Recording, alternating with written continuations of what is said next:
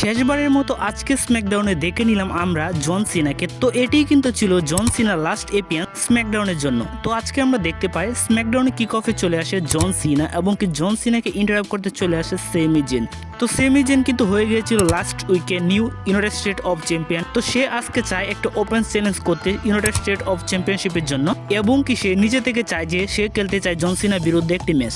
তো জন সিনাও সেটিকে সায় দিয়ে দেয়। তো আমরা প্রথমে আজকে আমরা দেখতে পেয়েছি জন সিনা অ্যান্ড সেমি জেনের মধ্যে একটি ইউনাইটেড স্টেট অফ চ্যাম্পিয়নশিপের জন্য ম্যাচ। তো জন সিনা এবং কি সেমি জেন এই ম্যাচটিতে কিন্তু তারা নিজেদের সর্বোচ্চটা দিয়ে চেষ্টা করছিল যেন তারা ম্যাচটিকে জয়লাভ করতে পারে। বাট একটি মুহূর্তে আমরা দেখতে পাই কে চলে আসে, ব্রক লেসনার। সে এসে প্রথমেই অ্যাটাক করে দেয় রেফারিকে, তারপর অ্যাটাক করে দেয় সেমি জেনকে এবং কি অবশেষে আমরা দেখতে পাই জন সিনাকে দিয়ে দেয় F5। তার মাধ্যমে কিন্তু এই ম্যাচটি ডিসকোয়ালিফিকেশন হয়ে গেছে এবং কি ব্যাক স্টেজে ব্রক লেসনার চ্যালেঞ্জ জানায় জন সিনাকে। তো আমরা রেসেল পালুজাতে দেখতে চলেছি জন সিনা ভার্সেস ব্রক লেসনারের মধ্যে একটি সিঙ্গেল ম্যাচ এবং কি আমরা দেখতে পেয়েছি আরও একটি ম্যাচদের মধ্যে ভয়াবহ ম্যাচ। তো আমরা দেখতে পেয়েছি অ্যালেস্টার ব্ল্যাক অ্যান্ড ডেমিয়ান প্রিস্টের মধ্যে একটি সিঙ্গেল ম্যাচ। তো তাদের মধ্যে ম্যাচ কিন্তু বরাবরই ভালো হয়ে থাকে। তো আজকের ম্যাচটি কোনো অংশে কম ছিল না। তো এই ম্যাচটি ছিল একটি ভালো ম্যাচ আমি বলবো। তো এই ম্যাচটিতে কিন্তু আমরা দেখতে পেয়েছি অ্যালেস্টার ব্ল্যাক কিন্তু একটি কিকের মাধ্যমে জয়লাভ করতে সক্ষম হয়ে যায়। তো আমরা দেখতে পেয়েছি ডেমিয়ান প্রিস্টকে ভয়ানকভাবে একটি কিক মেরে দেয়, তারপর অ্যালেস্টার ব্ল্যাক ম্যাচটিতে জয়লাভ করতে সক্ষম হয়ে যায়।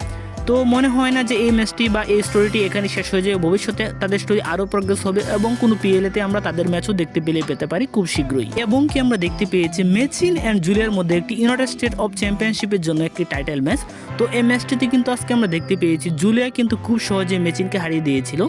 এছাড়া আজকে মেন ইভেন্টে আমরা দেখতে পেয়েছি সিএম পাঙ্ককে এবং কি দেখতে পেয়েছি বেকি লিন্সকে। তো লাস্ট ওয়ার এপিসোডের মতোই কিন্তু বেকি লিন্স সিএম পাঙ্ককে স্লপ বা চর মারতে শুরু করেছিল। তো সিএম পাঙ্ক রিং থেকে বেরিয়ে যায় এবং কি আমরা দেখতে পাই কার্থিম সং বেজে ওঠে এজেলির। তো এজেলি চলে আসে রিংয়ে এবং কি বেকি লিন্সকে সে ভয়ানকভাবে অ্যাটাক করতে শুরু করে দেয়। তো সর্বশেষে আমরা রিংয়ের মধ্যে দেখতে পাই সিএম পাঙ্ক অ্যান্ড এজেলিকে এবং কি তাদের মধ্যে কিন্তু একটি ম্যাচ খুব শীঘ্রই অফিসিয়াল হয়ে যাবে। আমরা দেখতে পাবো রেসেল পালুজাতে মিক্সড একটি ম্যাচের জন্য।